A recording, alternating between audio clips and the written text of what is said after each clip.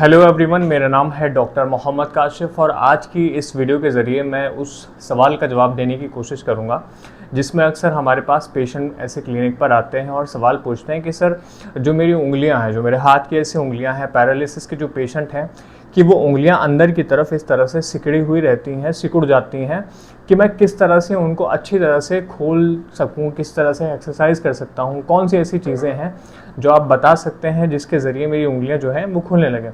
सबसे पहले समझिए कि जब ब्रेन स्ट्रोक आता है, ब्रेन स्ट्रोक आने के बाद में हमारी मांसपेशियों में क्या होता है कि हमारी मांसपेशियां जो हैं वो स्पास्टिक हो जाती हैं। स्पास्टिक मतलब कि स्टिफनेस हो जाती है या जकड़न हो जाती है।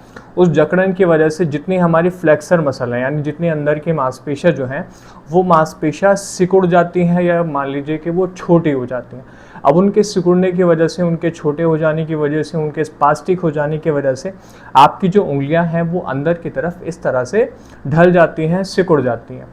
अब इसके बरक्स उल्टा क्या होता है कि जो मांसपेशियां पीछे की हैं, जो उंगलियों के पीछे की मांसपेशियां हैं, वो मांसपेशियां अपने आप में बहुत ज़्यादा कमज़ोर हो जाती हैं। तो हमारी कोशिश इस वीडियो के ज़रिए ये है कि आपकी जो मांसपेशियां सिकुड़ चुकी हैं, जो स्टिफ हो चुकी हैं, उन्हें आप स्ट्रेचिंग के ज़रिए लूज़ करने की कोशिश करें। ये अलग वीडियो में हम बताएंगे, लेकिन जो मांसपेशियां आपकी कमज़ोर हो चुकी हैं, पिछली वाली मांसपेशियां, उन मांसपेशियों को आप कुछ 2-3 एक्सरसाइज के ज़रिए मजबूत कर सकते हैं। आज इस वीडियो के ज़रिए मैं कोशिश करूंगा उन्हीं 2-3 एक्सरसाइज को आपके सामने बता सकूं, जिससे आप जो है अपनी जितनी ऐसे मांसपेशियां हैं, जितनी उंगलियां हैं, उनके मूवमेंट को बेहतर कर सकें।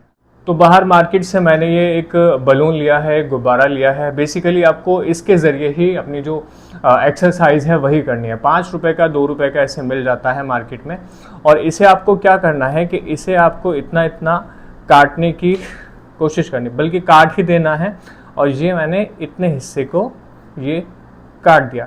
इससे आपके लिए जो आपकी मांसपेशियां हैं उन्हें एक्सरसाइज करवाने में आपको बहुत ज़्यादा मदद मिलेगी। अब मान लीजिए कि ये मेरी उंगलियां हैं इस तरह से अंदर की इस तरह सिकुड़ी हुई, जो फैमिली मेम्बर हैं वो भी आसानी से इसको देख सकते हैं।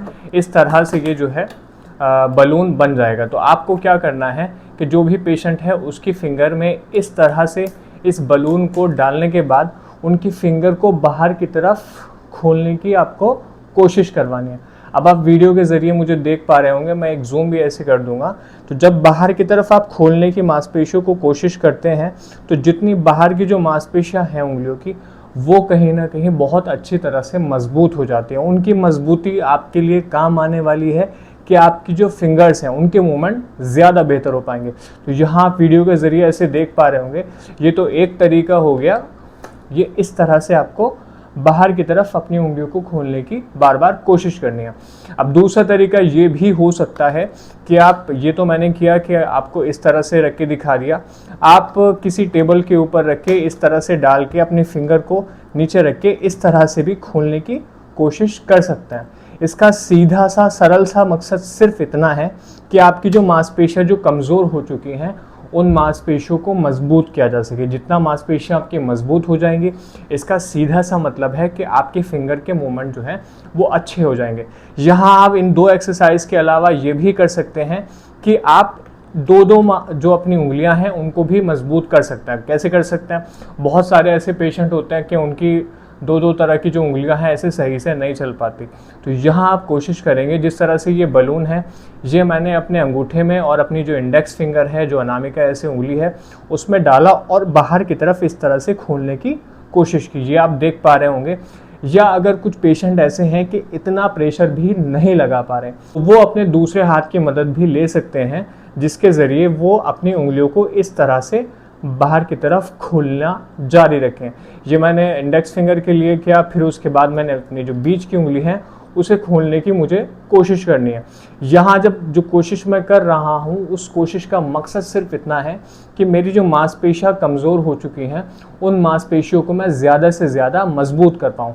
जितनी ये मांसपेशियाँ मजबूत हो जाएंगी, उसका सीधा सा आपकी फिंगर्स के ऊपर असर ये पड़ेगा कि आपकी फिंगर थोड़ा बेहतर तरीके से काम करने लग जाएंगी। आज इस वीडियो के ज़रिए मैंने बेसिक से 3 एक्सरसाइज आपको बताने की कोशिश की है। मैं समझता हूँ कि इस वीडियो में जो एक्सरसाइज बताई गई है वो आपके लिए बहुत अहम होंगी और आप घर पर उन्हें आसानी से अपने परिवार के सदस्यों के साथ या सामने ऐसे कर सकते हैं। फिर भी कोई सवाल है, कोई और टॉपिक है, कुछ पूछना चाहते हैं तो नीचे कमेंट सेक्शन में लिख के हमें बता भी सकते हैं, या आपके फ्री कंसल्टेशन के लिए हम नीचे ऐसे नंबर प्रोवाइड करवा रहे हैं। कुछ पूछना चाहते हैं, हमारे डॉक्टर्स की टीम से बात करना चाहते हैं तो आप उस पर कॉल भी कर सकते हैं। धन्यवाद।